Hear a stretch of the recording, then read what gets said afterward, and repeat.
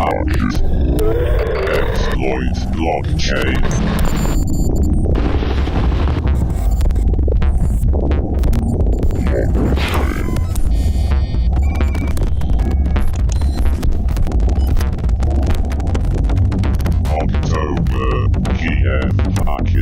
First off, thanks for having me. It's my first time in Ukraine. It's been a blast so far. I got to go hang out with the community that you have here yesterday at Chernobyl and got to meet a lot of interesting people, and I'm very glad to be here. So today we're going to be talking about the Bug Bazaar, or basically what it takes to be involved in the bug marketplace, the exploit marketplace. We're going to look at how that works. We're going to talk a little bit about the Zero-Day Initiative program and look at some of the trends that are happening inside of our program that you can take advantage of as a bug hunter. And we'll look at when a vendor takes a specific action, what does that mean for the bug bounty marketplace?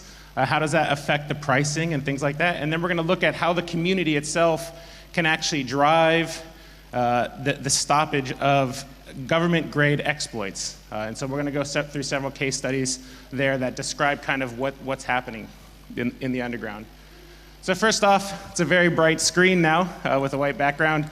So for those who don't know me, I'm Brian Gorenc. I'm the Director of Vulnerability Research inside of Trend Micro's. What I do every day is run the Zero-Day Initiative program. This is the world's largest vendor-agnostic bug bounty program. So how is that different than the rest of the programs that are out there?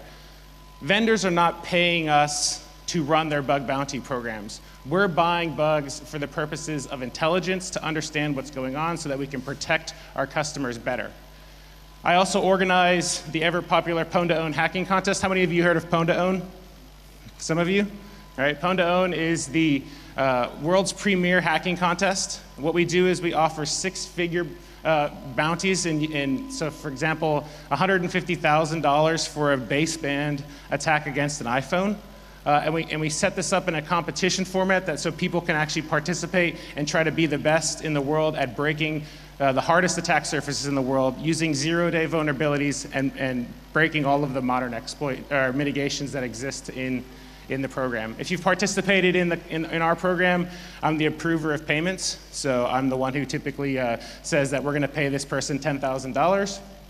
And I've really seen it all. In my past, I was a developer, so I've been dealing with requirements, I've been dealing with development, unit test, release, and now I'm on the outside looking for bugs that have escaped the development process so that I can work with vendors to get them fixed. Now, I've done a lot of research in my past too. I'm a researcher, and I've participated with the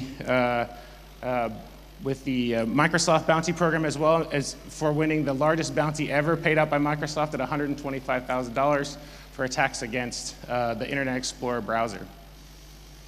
So let's talk about the bug bounty marketplace and what that means, right? And so when you talk about ZDI, or the program that I run, it's really hard to show that on a slide. So this is how I show it, right? So every one of these little dots up here is a CVE. So how many know what a CVE is? Yep, most of you do. Common vulnerability enumeration. What it's telling you is every one of those is a unique bug in a piece of software that's been patched. So if you think about that, that's a researcher out there in the world finding a bug in closed source software using fuzzing or different techniques, coming to the Zero-Day Initiative program, selling the bug to us. We do a root cause analysis of that bug to determine that it is in fact a zero-day vulnerability. We work with the affected vendor to get that fixed, and there's a patch that's deployed for the CVE. And that's a significant amount of work for a community that exists, that has just recently come online as being very, very big. This is 12 years of CVEs, right? So when you think about it, we're one of the largest suppliers of vulnerabilities to Microsoft, to Adobe. We do a lot of work with Oracle and Apple, and we've been involved in this space for a very long time. So we can understand where researchers are coming from, the frustrations that they have every day, working and looking for bugs, and what it takes to actually get a vendor to fix the vulnerability that we've purchased. But it also gives us a lot of insight into what's actually happening in the marketplace and allows us to predict what's going to happen next. Now, if you look at this, we're talking 5,000 CVEs. Why would a company invest over 17 million US dollars into this marketplace. $17 million, right? And I get this question when I was on the bus yesterday. Why would a company do that? What's the business model for investing $17 million into the exploit marketplace? Well, the reality is, what we're interested in doing is understanding what is going on in the attack surface, right? So if you think about what's happening here, you can see vulnerabilities are submitted to our program. We notify the vendor the same day that we purchased the vulnerability, and we're providing protection for our customers while the bug is being fixed, right? 0-day protection for our customers. And that's why my parent company, Trend Micro, invests $17 million. It gives us an understanding of what's happening in the attack surface, and so that we can actually protect against what is going to be taken advantage of by an attacker. So this is a significant amount of money to talk about. And when you think about it, the benefit and the advantage that we get in the marketplace from this sort of intelligence and building a community around vulnerability hunting and vulnerability research is significant, right? It actually drives a lot of our bottom line. Now, let's talk about how you can get involved in the exploit marketplace, right? And let's take a deeper look at what that looks like. So a vulnerability researcher, I got a little mouse thing going on here, it's pretty funny. Vulnerability researchers, when they're out there in the marketplace, and I was a vulnerability researcher prior to joining ZDI, when you found a bug, you had several different options, right? First option that you have is that you can sell it to the white market, and that's what I'm trying to show here. The idea here is that the researcher is going to submit it to a bug bounty program like the 0-Day Initiative or the different bug bounty as a platform companies that exist, and the whole point is to actually get the bug fixed, right? So whether they're going to use it for intelligence or they're going to use it for platform services or things like that, we're going to actively work to get it fixed, right? And that's what we call the white market, right? So that's where most of us actually participate. Now there's another marketplace called the gray market, where the researcher can take that vulnerability that they've discovered and weaponize it into an exploit and sell it to the government or sell it to a broker, right? And there's a lot of brokers out there who will funnel the exploits to governments and take a cut. And those exploits are worth a significant amount of money. We're talking anywhere from $1 million or higher, depending on the exploit, depending on the quality, depending on the exploitation techniques that they're using. But the idea is you don't know where that exploit is going to be used, right? You have to trust your government at that point to make sure that they're going to use it in a way that you think would be of value. And that's your ethical decision as a researcher to whether you want to participate in this market. Now, there's a reason for this market, and it exists because we need to understand and take down terrorist cells, pedophiles, and things like that. So there's a reason that this exists, right? And this market is happening. It's supposed to be to take down these types of operations, but you never know what they're actively going to use it for, right? So that's the gray market. There's another market called the black market where you're going to sell your exploit to an exploit kit creator. That exploit kit creator is going to compromise a bunch of machines and create a botnet, and then they're going to rent out that botnet to various people that do spamming, DDoS extortion, credential harvesting, and things like that. The credential harvesters are going to sell a bunch of these credentials to smart criminals who are going to use it to buy, to make one purchase to buy lots of different credentials. They're going to sell it to dumb criminals who are going to use it to buy beer and chips. And that's kind of the life cycle. For the most part, the dumb criminal is going to be caught. The spammer is going to be caught because everybody hates spammers. And the smart criminal is also going to get caught in this equation. But outside of that, this equation, those are the only people who are really going to be caught, right? So the exploit kit creator, the botnet, the person who's creating the botnet, the person who's renting it out, they're not actually going to be caught. Only the people that are renting those services from the black market are the people that are going to be compromised. Now, recently there has been some people that have been arrested who have generated the botnets, but it's very, very rare.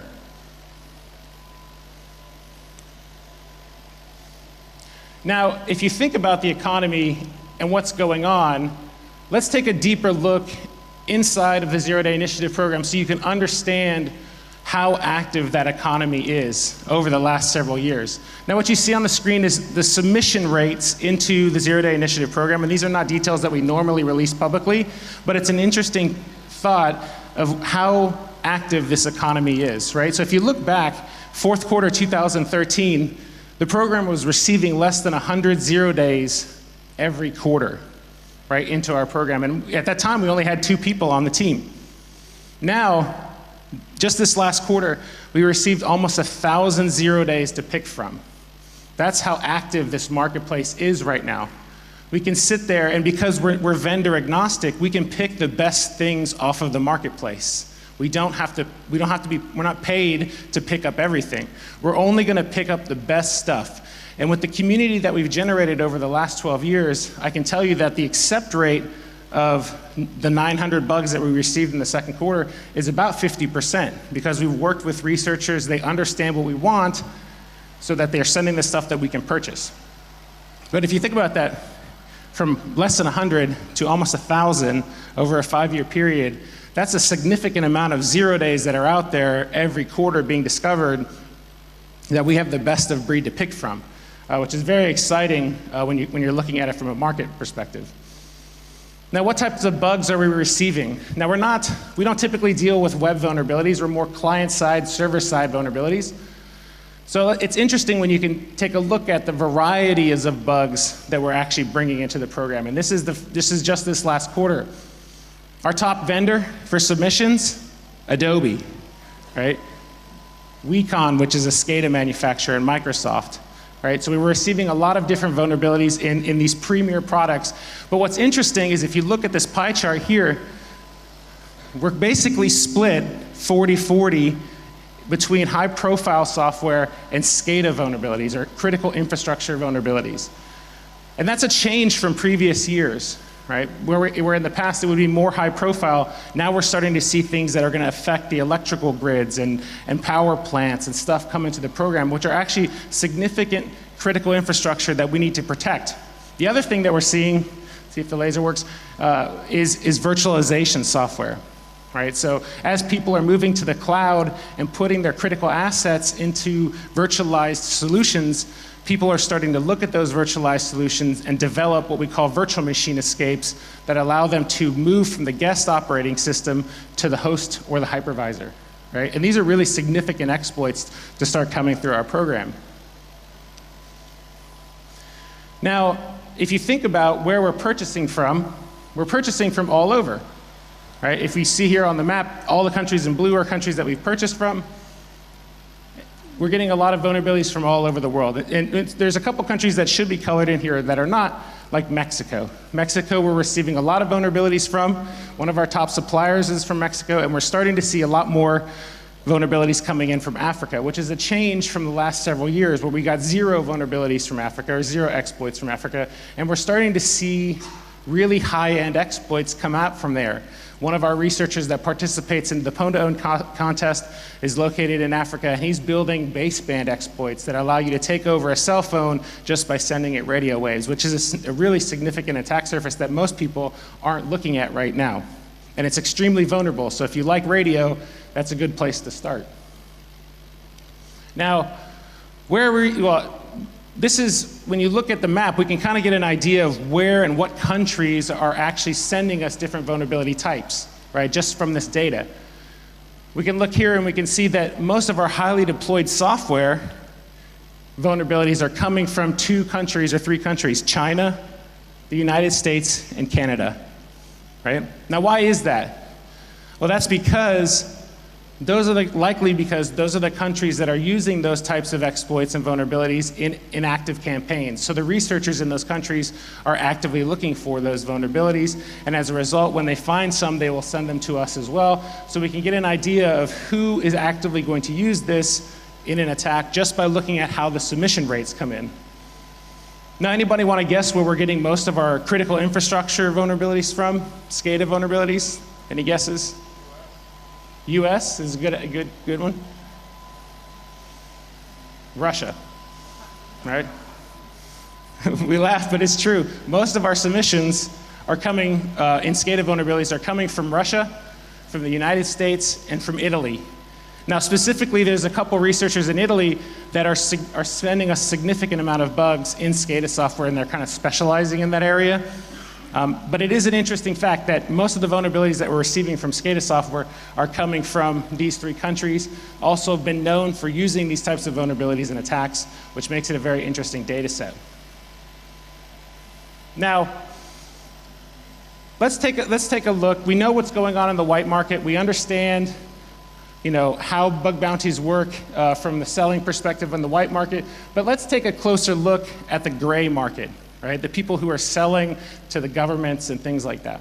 Now, we didn't really have, when you talk about the gray market and the black market, there's not a lot of data about those markets. They're called gray and black for a reason, right? People don't want to know that they exist. They don't want to peer into them. But now, with various leaks that have occurred over the years, we can get a good understanding of what's going on in the gray market by looking at some of the leaks, especially from the hacking team. Now, hacking team leak occurred several years ago where they dumped all their emails into WikiLeaks. And when that happened, the security industry was digging through those emails, looking for 0 days, looking for what they were using in attacks. But my team took a different approach, right? We knew that the industry was going to find all that. What we wanted to know was what's going on in the marketplace. Who's selling to who? Are they selling to us? Are they selling to them? All of these different things. Now, what hacking team was doing was selling a remote access Trojan and a service that would allow you to penetrate into networks, and they were actually very, good at doing this. They would offer, for example, this is how much the maintenance fees were for the rat that they were selling: 90,000 euros, 180,000 euros to different countries, just for maintenance. That's it, not for the original purchase. So we can get an idea of how successful they were being by looking at their invoices and what was going on in the marketplace and who they were selling to. And there was a lot of different countries buying this software all over the world. Some regimes that may not be completely ethical, and some that are. But there was a lot of people buying these, more than a dozen that we could pick from the invoices that we had seen. So this is interesting. A very expensive software, supposed to be purchased on the, kind of silently, but still very expensive. Now, they also leaked their P&L, or their profit and loss, so you can understand as a company how good they were actively doing as a startup, right? So you can see revenues. They were at 10 million a year, expected to grow to 15 million in 2016, so that's a 33% growth. Very good for a startup, especially in the gray market. You can see that they had 55 full-time employees, and that they were expected to grow to 67 in the next year, so they're growing. This is good for them. But what we're interested in is this line here. It's what we call the other personnel costs. Right? This is what we call contracting dollars, right? So this is probably where the money they were using to buy 0 days, and you can see that they were expected to grow that pretty significantly in 2016. So there was a lot of investment there for people, right? So this is a very lucrative business to be in. Now, how did they go about buying 0 days? Well, we can look and compare what they're doing to what we're doing in the white market to see if we can do anything different to attract some of those researchers in.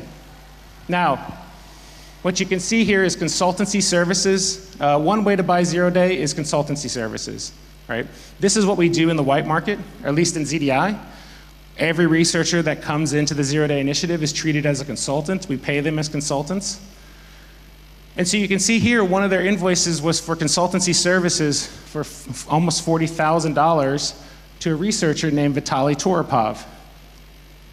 And before this actually happened, before this leak happened, most people didn't know Vitaly, but the ZDI program had known Vitaly for a very long time. He had been a submitter to our program for several years prior to being uncovered by most of the community as part of this leak, right? Which is interesting. What's interesting about Vitaly is that he's an excellent exploiter, right? He's an excellent researcher. I can tell you that we purchased 95% of the cases that he submitted to the program, and they were always top-notch, right? We knew that he was going to be submitting bugs using exploit techniques that were not publicly known. We knew he was going to be giving us high-quality reports. So for us, when we got a bug from him, we were really excited because we could turn that around really fast. And it was always something unique. And from an intelligence perspective, And from a protection perspective, we really want to know what's not public, right? So we can build protections around the things that we don't know about, right? So his exploits were really good for us. Now, he did kind of disappear, and all of a sudden he shows up in the hacking team breach. You know, and more than likely he's selling them Flash 0 days or .NET 0 days or Java 0 days because that's kind of what he focused on. But you can tell that he kind of moved over to the gray market and was making pretty good change over here in working for hacking team. So that's one way to buy 0 days, at least from the gray market perspective. My clicker is no longer working. Let's see. There we go. There we go. Now, what is another way of buying 0 days, right? So you know in the gray market, we are purchasing vulnerabilities and using consultancy services. The gray market is using it in consultancy service. But there's also vulnerability brokers that you can work with. Now, part of the hacking team breach was the exposure of the exploit lists from several brokers, and this one specifically, VBI, Vulnerability Brokerage International, was a brokerage firm based out of Austin, Texas, where I'm from. No coincidence. And they were selling an Adobe Flash client-side remote code execution vulnerability. And what's interesting about the way that they're selling it is you can buy it in several different ways, right? So consultancy services, we're paying you money for a service and you're going to supply us with 0 days. If you're going to be working with a broker, they're selling your vulnerability and your exploit either exclusively, non-exclusively, or as a monthly service, right? That model is different than the way the white market works. The white market, especially on the vendor agnostic side, we're going to be buying the vulnerability and we're going to pay you immediately for that vulnerability. We're not going to wait until it's patched like most vendor programs are. We're going to pay you immediately while it's a 0 day, as fast as we can. When you're working with a broker, you're going to sell it in this model, right, where they're going to be exclusive, non-exclusive. Now, why would somebody want to do an exclusive purchase, right? You're selling to a government. The whole purpose of a 0 day is to not get caught, right? So if you think about it, for governments that spend $100 million on a missile or $10 million on a missile, $100,000 for an exclusive exploit is nothing for them. They're going to use that one time, they're never going to use it again, and they're going to throw it away for the whole purposes of to get whatever intelligence that they need before they send the $100 million missile out, right? It's just a prerequisite for some of the attacks. Now, this model is different than ours, and it's also a lot more expensive than ours. And so if you look at the pricing for an exclusive exploit, you can see here that it's $95,000 for whatever this vulnerability exploit was. What's interesting is, though, the payment model is very, very different than what we do in the white market. If you look at the way they pay and their terms, they're going to pay you 50% after 30 days, 25% after another 30 days, and 25% after 90 days. Now, that's different than us, and they're doing that to maintain the 0 day status of the bug, right? The whole purpose is to make sure that it maintains a 0 day status for 90 days so they can use it in whatever attacks that they want. And then after that, you're free to go, right? What they don't want you doing is selling the bug to a broker, the broker sells it to the government, and then you sell it to ZDI, and we kill the bug, and then the exploit's dead, right? So the whole purpose of paying you in this way is to make sure that you don't do that, right? You maintain the 0 day status of the vulnerability, and this is very important for the gray market to function, right? So their payment schedules are different than ours. Now, if you think about the exploit inventory that's going on, we're in, I've got 10 minutes. Oh my gosh, it says 20 over here. All right, exploit inventory. So what we're looking at is when they leaked the database, we wanted to know if we were having an impact on the gray market, and you can tell that based off of what they were selling, we were also buying in the same areas, right? Where we're buying vulnerabilities and exploits in the same spots as the gray market is selling them, so that we're actually able to stop the exploits before they actually happen. Now, let's take a look at some factors for the vulnerability marketplace and why things change when vendors take specific actions. So we're going to look at several test cases. First, this is the submission rate of Java zero-day vulnerabilities into our program over a 5-year period. And you can see here in the fourth quarter of 2012 through the second quarter of 2013, there's a giant spike in submissions. Right? This is strange, right? Why does this happen? Well, this happens to coincide with the vulnerabilities being actively used in the wild. Researchers noticed that this was happening. They started submitting bugs to the program, and we can use this indicator to understand that exploits are going to be used and which ones are going to be used. Now, why do you see the drop? Right? The drop is because the browser manufacturers implemented click-to-play, basically mitigating that exploit, and the minute that happened in the first quarter of 2013, everybody moved to a different target. Right? Because that's no longer a browse and compromise situation. Now, what is the next thing that they did? What you see here is the submission rate of Internet Explorer 0 days into the program, and you can see again the significant spike in traffic happening, kind of here in the second quarter, first quarter 2014, that coincides with active exploitation of IE 0 days in the wild. And this time we started to get them earlier than them being actually used in the wild. Now you can see this huge spike. We almost got 100 IE 0 days in a quarter, which is awesome. And then all of a sudden it disappeared. So what happened there? Microsoft released a mitigation against the use after free vulnerability in the browser, effectively making those worthless. We had about 20 or 30 IE 0 days in our program. They released the mitigation, and they all died. And then people basically went on to look at other things because it became very hard to exploit those vulnerabilities. So you can see a corrective period after the mitigations were released. And you can see that it's kind of dropped off, but why is that? People have started to move over and look at Edge. Edge is the new browser, and you can see we have another spike here recently in browser vulnerabilities, right here. And this coincides with those bugs being started to be used in the wild again in Windows VB script execution vulnerabilities, and also focusing on browser exploits and use after freeze that can be triggered in different ways that aren't protected by the mitigations. Now, what happens here? This is another example of when a vendor takes a mitigation approach and how it affects the marketplace. You can see what this is the submission rate of Adobe Flash vulnerabilities, everybody's favorite exploit vector of choice over the last several years. You can see, again, a massive spike coming into our program, our ability to predict that the next thing that's going to happen is Adobe Flash exploitation, and sure enough, that's what happened. And all of a sudden, when the end of life announcement happened for Adobe, all the submissions stopped. Everybody looked elsewhere. Now, what happened? With the end of life announcement, all of a sudden we see another spike, and that's because people have figured out how to trigger Flash vulnerabilities through Office, right? And so when they find a new way and that mitigation is dead or that announcement is dead, they go and look in a different spot, and when we start to see spikes into the ZDI program, we know that things are going to be actively used in the wild. And this is just one of the bugs that was recently used in an active attack.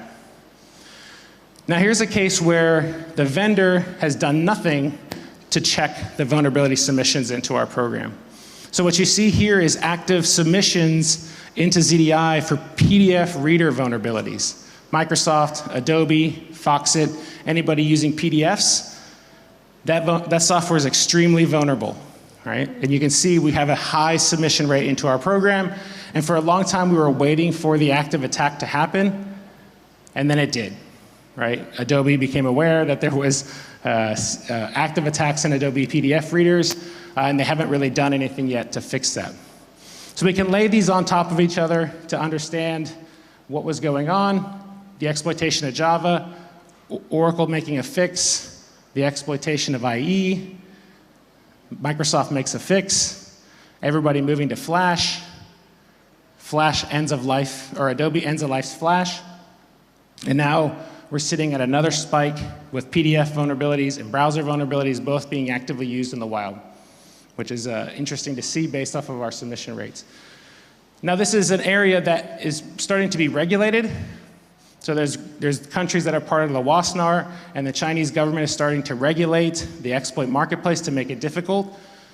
And this is having an impact on the underground, but it's mostly having an impact on the white market, not so much the gray market, right? And specifically, it's having an impact on our hacking contests, right? The Chinese researchers can't participate in the contest now because of regulations.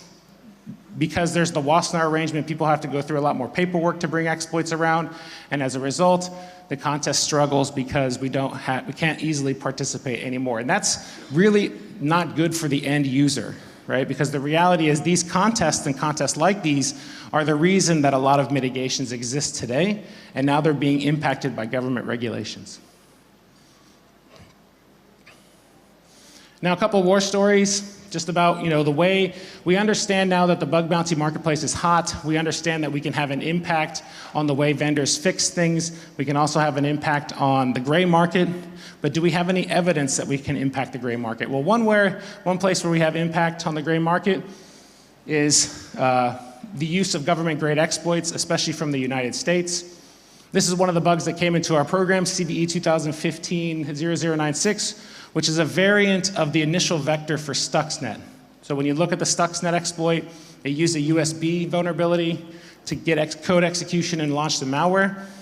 That bug was patched, and yet for several years after that, that patch was not effective. And there was a submitter into our program that submitted a bypass for that patch. It looked like this. You basically browse to the USB, and you get code execution using the same techniques that were used by Stuxnet. And we fixed this bug with Microsoft, and we thought this is really interesting because this was a first-time submitter for us. It was a white paper, a full exploit, very strange. And we wondered, where did this come from? Well, it turns out that vulnerability, when Vault 7 happened and WikiLeaks happened, that vulnerability in that exploit was being used as part of Easy Cheese, the exploit that was used to break into closed area networks, air-gapped networks. And we actually had the ability to stop that vulnerability from being used by the actions of a bug bounty program. Now, another interesting case that probably is near and dear to this area is Black Energy, which is a SCADA malware that's used to break into SCADA systems and power plants, used by supposedly the Russians to possibly break in, according to ICS CERT, to Ukrainian power plants. The vulnerabilities that it was leveraging were bugs in human-machine interfaces to the SCADA systems, bugs that we ended up purchasing and killing so that they could no longer be used in the Black Energy malware. Right, so we were able to impact US government operations, possibly Russian operations, by killing bugs related to Black Energy, and also possibly, more Far East governments related to exploits against targeted attacks, specifically the new vulnerabilities CVE 2018, which is used in Dark Hotel. This is what the POC looks like. And we were receiving submissions very similar to this into our program over the last several months that look very similar to the 2018 8174. So these vulnerabilities kind of show a trend in the way that the browser can be exploited now, and we're able to understand that, and we're able to take that and use it to find other active attacks in the wild. Again, this is one that we actually in Trend Micro found being used in the wild, 2018 8373, matches our trending data into our program, matches the pre-disclosure guidance that we're providing to our product lines so that we can actually protect against these styles of attack. Very interesting stuff. And it shows the power of the community, the ability for researchers around the world to submit to a source that's going to help stop active exploitation. Now, in conclusion, blockchain solves everything. All right. Not in this case, sorry guys. In this case, blockchain, maybe some of you guys can figure it out and that would be awesome, but the reality is bug bounty programs really impact everybody, right? Getting into research, guiding security researchers to find bugs so they understand what they can go after, what they can target, and what they can actually be successful at when they're doing research. The exploit marketplace is very crowded, right? There's a bunch of bug bounty as platform companies now. There's several vendor agnostic programs. The vendors are getting involved. It's a very crowded place, but that in the end is good for vulnerability researchers. We're all vying for your talent, vying for your proof of concepts, and we need to offer an alternative, use this power as an alternative to the gray and black markets. You need to understand that there's places that you can go if the vendor doesn't offer a bounty program. Right? You can come to the ZDI program, you can come to the platform companies to actually get resolution to the bugs that you're finding. You don't have to go to the gray market, you don't have to go to the black market. We're here to help you and guide you on research. Bug bounty data can be used to predict exploits, right? As we've seen now, several different techniques being used in the wild that match the trending data that we've been able to see within our program. And the zero-day marketplace, zero-day exploits are rare, but zero-day vulnerabilities are not, right? So we can take that data, we can understand what's happening, we can understand where to best use resources to stop the active attack that's going to occur in the future. And finally, bug bounty programs are not the end-all, be-all. The whole purpose is to educate researchers, right? The one thing that you want to use as researchers, take what you understand about the program, the failings of the developer, and educate them, so they don't make the same mistakes twice. There'll always be more bugs for you to get. Educate the developers with your submissions. You're gonna get more money from the bug bounty programs when you do that, and it's gonna allow you to find more bugs yourself and help secure the ecosystem that we all rely on every single day. And with that, if you're interested in learning what we do, this is kind of our contact information. We do a lot of blogging, we do a lot of Twitter, we do a lot of, if you want to talk to us securely, you can use our PGP keys. We're always able to do that. And with that, thank you for your time. Really looking forward to the conference. And if you have questions, I'll be around. HackIT. Exploit blockchain.